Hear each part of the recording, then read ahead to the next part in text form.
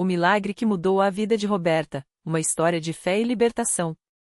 Roberta tinha apenas 22 anos quando recebeu a notícia que abalou sua vida. Seu filho, Pedro, ainda no ventre, havia sido diagnosticado com trissomia do cromossomo 9, uma síndrome rara e grave que, segundo os médicos, traria sérias complicações ao desenvolvimento da criança. Ele pode nascer com malformações cardíacas, atraso mental, problemas renais, e as chances de sobrevivência são baixas, disse o geneticista com um tom frio que gelou o coração da jovem mãe. Ela saiu do consultório com as mãos trêmulas, segurando o exame como se fosse uma sentença de morte. Roberta já havia perdido o pai há 2 anos, vítima de um câncer agressivo, e agora, sozinha, com um emprego precário como auxiliar de limpeza, sentia que o mundo desabava sobre ela. As noites se tornaram um pesadelo de choro e desespero. Por que isso está acontecendo comigo, Deus? Ela perguntava, olhando para o teto do seu quartinho alugado no subúrbio de São Paulo. As contas se acumulavam, e a ideia de criar um filho com necessidades especiais sem nenhum apoio a deixava paralisada de medo. Foi então que sua vizinha, Dona Maria, uma senhora de fé inabalável que frequentava a Igreja Universal do Reino de Deus, bateu à sua porta com um prato de comida.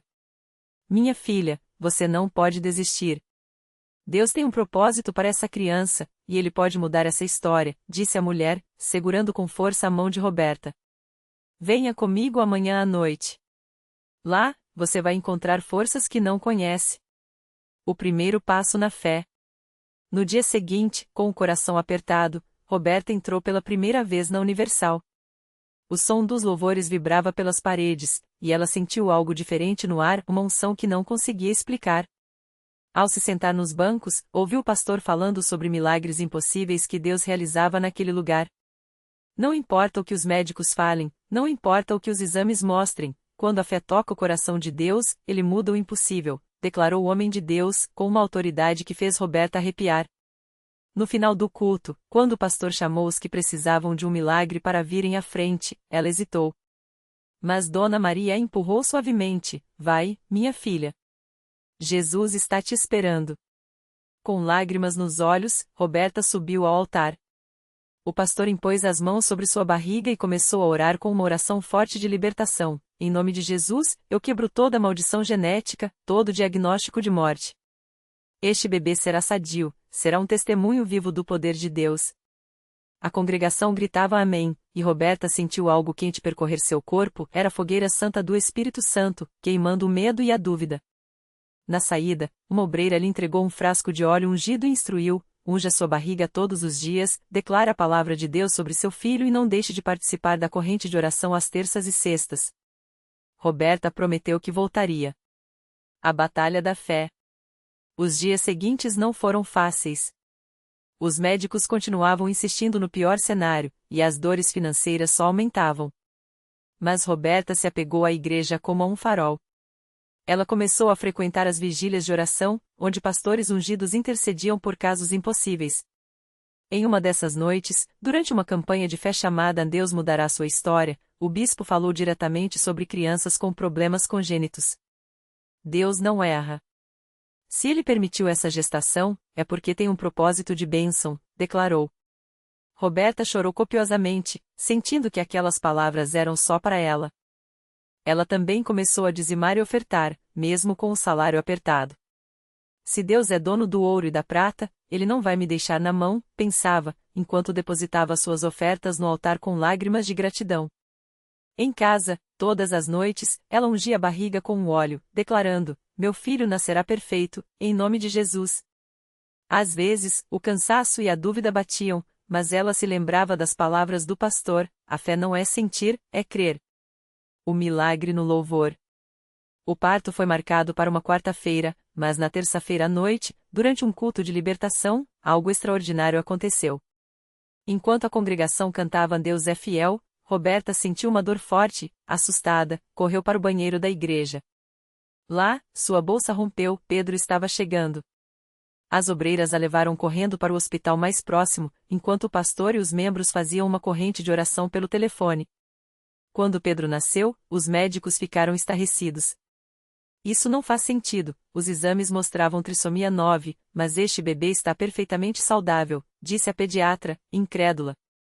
Roberta, exausta mas radiante, segurou o filho nos braços e chorou. Eu sabia que Deus ia fazer. Os exames pós-nascimento confirmaram nenhum traço da síndrome. Era um milagre médico inexplicável. No domingo seguinte, Roberta subiu ao altar da Universal com Pedro no colo para dar seu testemunho. A igreja inteira explodiu em glórias a Deus. Eu não tinha nada, estava quebrada, sem esperança, mas aqui, nesta casa, Deus me deu mais do que eu pedi. Ele não só curou meu filho, como me deu forças para lutar, declarou, com a voz embargada. O pastor, emocionado, disse: Este é o poder da fé ativa, das orações que quebram maldições, da igreja que não desiste de crer. A transformação e a lição de vida. Hoje, Pedro tem 3 anos, corre, fala e não apresenta nenhuma sequela, um testemunho vivo do poder de Deus. Roberta, que antes vivia na miséria, hoje tem um emprego estável, conquistado após seguir os ensinos da igreja sobre prosperidade através da fidelidade.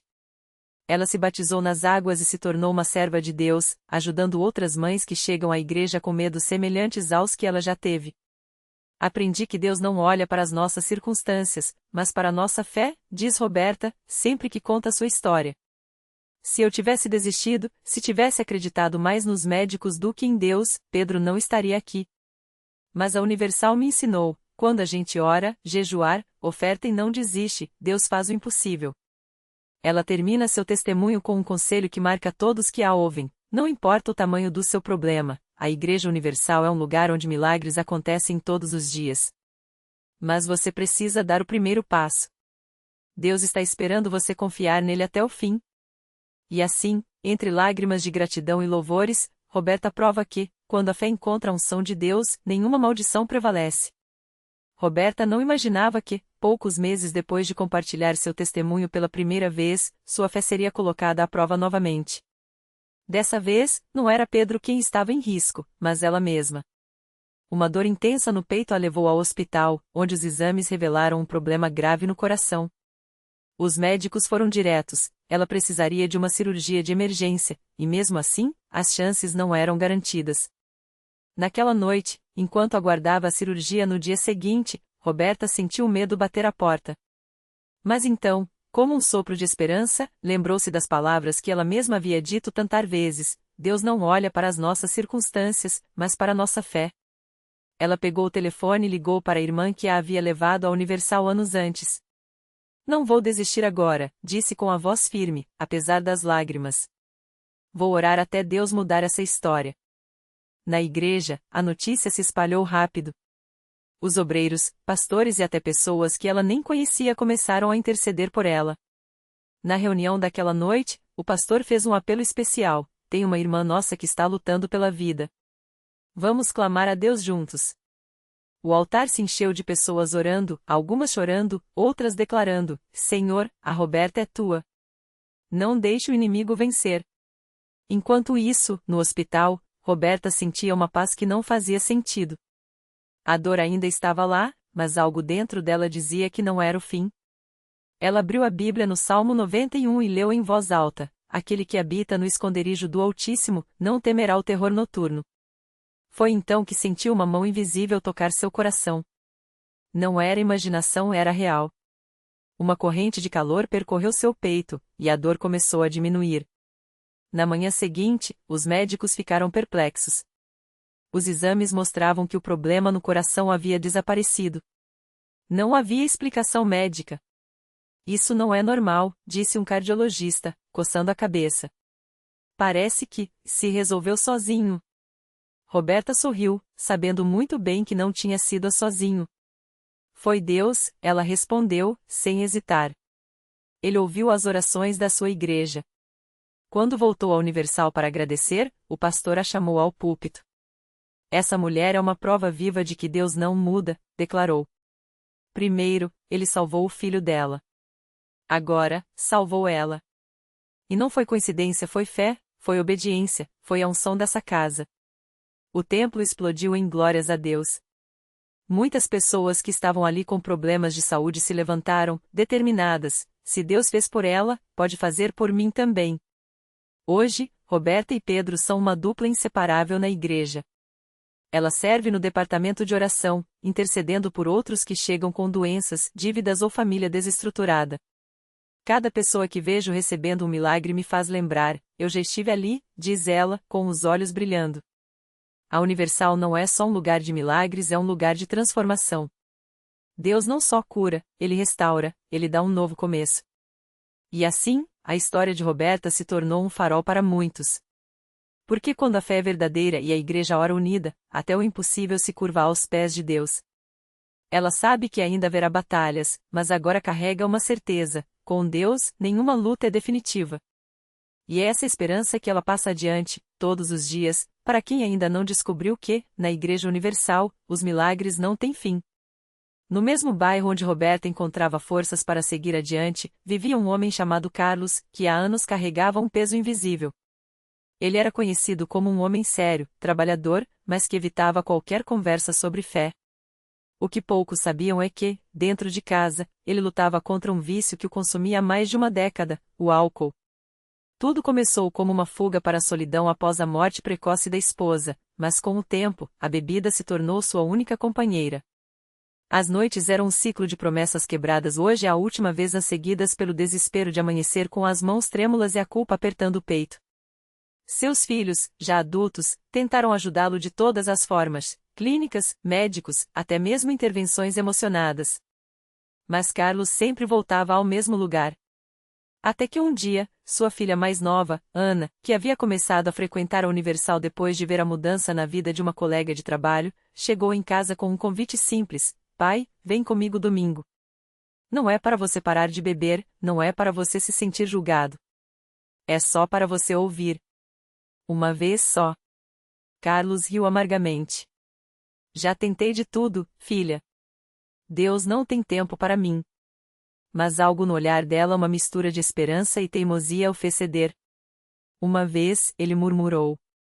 No domingo seguinte, Carlos entrou na igreja com as mãos nos bolsos, os olhos baixos, pronto para sair ao primeiro sinal de julgamento. Mas o que encontrou foi diferente. Ninguém o encarou com pena ou desprezo. O pastor, ao final da mensagem, fez uma oração por quem estava lutando contra vícios, e Carlos sentiu algo estranho, uma pontada no peito, como se aquelas palavras fossem só para ele. Senhor, onde outros viram um caso perdido, o Senhor vê um filho, disse o pastor. Carlos fechou os olhos, e pela primeira vez em anos, uma lágrima escorreu sem que ele tentasse segurar. Após o culto, Ana o levou até a sala de oração. Lá, uma senhora de cabelos grisalhos que mais tarde ele descobriria ser a Irmã Maria, uma das intercessoras mais antigas da igreja, colocou a mão em seu ombro e disse: Deus não desistiu de você. E hoje, Ele vai te dar uma prova disso. Ela orou com uma autoridade que o deixou sem palavras. Não foram frases bonitas ou promessas vazias, mas uma declaração firme: em nome de Jesus, esse vício quebra agora. Carlos saiu da igreja naquele dia sem sentir nenhuma mudança imediata. Na verdade, no caminho para casa, a vontade de beber bateu forte. Mas algo era diferente. Dessa vez, ele não cedeu. Não por força própria, mas porque uma voz dentro dele que não era sua disse: você não está sozinho. Aquela noite, ele dormiu sem tocar em uma gota de álcool.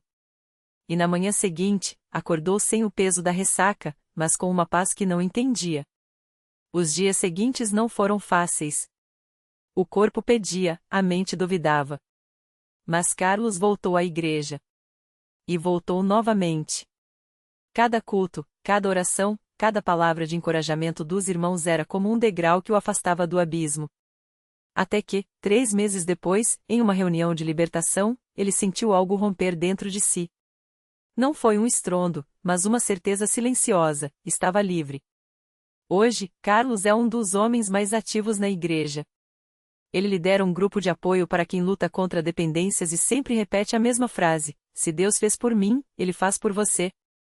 Sua filha Ana, que nunca desistiu dele, agora vê o pai que sempre sonhou, um homem de fé, que ora com ela antes das refeições e que, aos domingos, é o primeiro a chegar para ajudar a arrumar as cadeiras. E assim, como Roberta, Carlos se tornou mais uma prova de que na Universal, os milagres não são apenas histórias que se contam, mas realidades que se vivem. Porque quando a fé encontra graça, até as correntes mais pesadas se partem. E o que era impossível aos homens, torna-se possível a Deus. Na mesma igreja onde Carlos encontrou sua libertação, uma jovem chamada Mariana enfrentava uma batalha silenciosa. Há anos, ela carregava um diagnóstico que os médicos chamavam de sem cura ou uma doença degenerativa que, aos poucos, roubava seus movimentos e sua esperança. Os remédios aliviavam as dores, mas não detinham o avanço da enfermidade. Cada manhã, ao se olhar no espelho, via os olhos mais apagados, as mãos mais trêmulas, e o coração pesado com a pergunta que não ousava fazer em voz alta: por que comigo? Sua mãe, Dona Maria, era uma guerreira. Mesmo com as contas apertadas e o cansaço de cuidar da filha, nunca deixou de levá-la aos cultos na CCB. Deus tem um propósito, minha filha, repetia, enquanto ajudava Mariana a se sentar na cadeira de rodas. A jovem ouvia, mas a dor falava mais alto. Até que, em um domingo à noite, algo mudou. O pastor falava sobre a mulher do fluxo de sangue, que, após 12 anos de sofrimento, tocou nas vestes de Jesus e foi curada. A fé não é só acreditar, é agir, disse o homem de Deus, olhando diretamente para os olhos de Mariana. Ela sentiu um calor no peito, como se aquelas palavras fossem só para ela. Quando o pastor fez o apelo para quem precisava de um milagre, Dona Maria empurrou a cadeira da filha para frente, mesmo com as lágrimas escorrendo. Mariana fechou os olhos e, pela primeira vez em anos, não pediu por alívio, pediu por um milagre. Não com palavras bonitas, mas com o grito do coração: Senhor, se o Senhor existe, me levanta dessa cadeira. Nesse momento, uma força invisível a envolveu. Ela sentiu como se mãos fortes a segurassem pelas costas, e de repente, um formigamento percorreu suas pernas, como se a vida voltasse a fluir. Com medo, mas impulsionada por algo maior, Mariana tentou se levantar. Primeiro, um tremor nos joelhos. Depois, um movimento quase imperceptível nos pés. E então, para espanto de todos, ela se pôs de pé. A igreja explodiu em gritos de glória a Deus, enquanto Dona Maria caía de joelhos, chorando sem parar. Mariana deu os primeiros passos vacilantes, como uma criança aprendendo a andar, mas cada passo era uma vitória. Os médicos não tinham explicação. Os exames mostravam melhoras inexplicáveis, e a doença que deveria tê-la deixado acamada estava regredindo. Hoje, Mariana não só caminha como corre. Ela faz parte do grupo de dança da igreja, e toda vez que sobe ao palco, seu sorriso é um testemunho vivo: Deus não só me curou, ele me deu uma nova vida. E assim, como Carlos e Roberta, Mariana se tornou mais um nome na longa lista de vidas transformadas pela fé na CCB. Porque ali, entre as paredes que já viram tantas lágrimas se transformarem em sorrisos, todos aprendem uma verdade simples, mas poderosa: quando o homem diz o é impossível, Deus responde o eu sou o possível. E os milagres? Eles não são coisa do passado, eles acontecem aqui, agora, para quem crê. Na mesma igreja onde Mariana dançava com os pés que já foram presos à cama, um jovem chamado Lucas chegava arrastando um fardo invisível, mas tão pesado quanto uma pedra. Aos 22 anos, ele era um fantasma de si mesmo, viciado em drogas desde os 15, tinha perdido o emprego, a família e até a vontade de viver. As ruas de São Paulo o conheciam pelo cheiro de álcool e pelas cicatrizes nos braços, marcas de um desespero que nenhum remédio conseguia aliviar. Foi sua avó, Dona Cida, que o arrastou até a CCB num domingo de manhã. Vem, meu filho, só hoje. Se não gostar, nunca mais te peço, suplicou, segurando seu braço trêmulo. Lucas entrou de cabeça baixa, sentindo o peso dos olhares, ou pelo menos achava que sentia. Mas ali, entre os hinos e as orações, algo estranho aconteceu: ninguém o julgou. Ninguém virou o rosto. Pelo contrário, um irmão se aproximou, colocou a mão em seu ombro e disse: Deus te ama, irmão. E aqui, você vai encontrar força.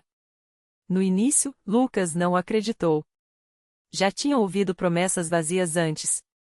Mas algo naqueles olhos sinceros, naqueles abraços apertados, fez com que ele voltasse. E voltasse de novo. Até que, numa noite de culto, enquanto o pastor falava sobre a liberdade que vem de Cristo, Lucas sentiu algo quebrar dentro dele. Não foi um choro alto ou um grito, foi um suspiro fundo, como se uma corrente invisível se rompesse. Naquele momento, ele soube, estava livre. Os dias seguintes não foram fáceis. As tentações batiam à porta, e as memórias do vício ainda ardiam. Mas Lucas não estava sozinho. Os irmãos da igreja o visitavam, oravam com ele, lhe davam trabalho na padaria de um dos obreiros. Pouco a pouco, as noites em claro deram lugar a madrugadas de estudo da Bíblia. As mãos que antes seguiam veias agora seguiam as páginas do livro sagrado, buscando força. Hoje, Lucas é um dos jovens mais ativos da CCB. Ele lidera um grupo de apoio a dependentes químicos e, toda semana, volta às ruas que já foram seu alarme para levar a mesma esperança que salvou sua vida. Eu deveria estar morto, ele confessa, com os olhos brilhando. Mas Deus me tirou do lixo e me fez um instrumento. Agora, minha missão é mostrar para quem está no fundo do poço que tem uma mão estendida e essa mão é dele. E assim, como um rio que não para de correr, os milagres na CCB continuam. Não são histórias distantes, escritas em livros antigos, são vidas refeitas bem aqui, entre nós. São mães que recuperam filhos, casais que reconstruem lares, doentes que se levantam, viciados que renascem. Porque quando a fé encontra a graça, o impossível vira testemunho. E a igreja? Ela segue de portas abertas, pronta para receber mais um coração quebrado e mostrar, mais uma vez, que Deus ainda faz o que os homens não podem explicar. Aqui, os milagres não têm data de validade e eles acontecem para quem crê. E crer, às vezes, é só dar o primeiro passo. E foi assim que, naquela noite, o milagre se completou. O homem que outrora se arrastava pelo vício, agora estava de pé não só de corpo, mas de alma. As cicatrizes ainda marcavam seus braços, mas os olhos, antes vazios, brilhavam com uma luz que não era sua. Era dele. A família que o havia dado como perdido o abraçou chorando, e a igreja inteira, como um só coração, entoou, ao que era morto, eis que vive. Mas o maior milagre não foi só a cura, foi a troca. Onde antes havia desespero, agora havia propósito. O ex-viciado virou conselheiro, o abandonado virou pai, o condenado virou livre. E assim, como um círculo que não se fecha, ele estendeu a mão para outro que ainda gemia nas trevas: vem. Tem alguém te esperando. Reflexão. Deus não precisa de heróis, ele usa vasos quebrados para mostrar que a graça é mais forte que a queda. O milagre não está só no como, mas no porquê, para que ninguém diga estou além da redenção.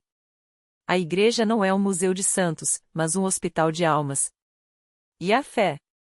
É a ponte entre o não aguento mais e o eis-me aqui. Lição.